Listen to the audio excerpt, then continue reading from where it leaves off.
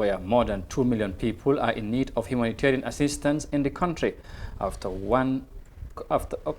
the country was hit by Cyclone Indai that killed over 600 people. Citizens are still struggling to live up their lives after the tragedy almost ruined all they sweated for many years. Thousands of the affected people couldn't return to their homes, and others are finding it hard to let go of their devastating experience. Details of that in this report.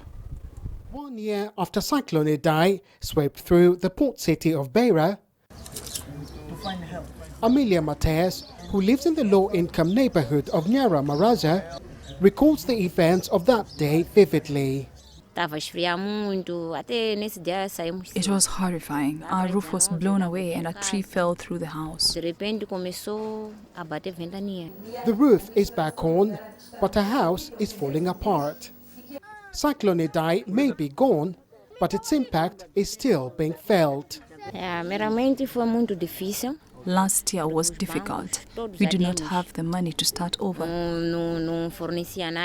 For much of this country, the effects of Cyclone Idai are still very visible. And it's clear 1 year later, its people are still struggling to rebuild their lives. At least 602 people were killed by Idai. More than 2.5 million people, half of them children, are still in need of humanitarian assistance.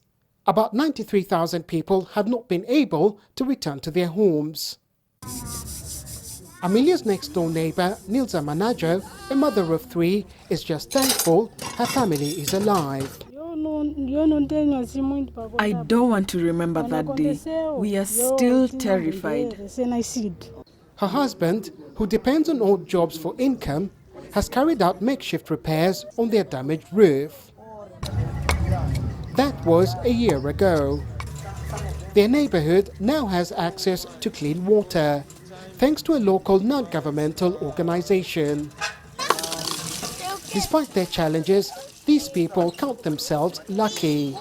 Many of their countrymen are still dependent on humanitarian assistance for food and shelter.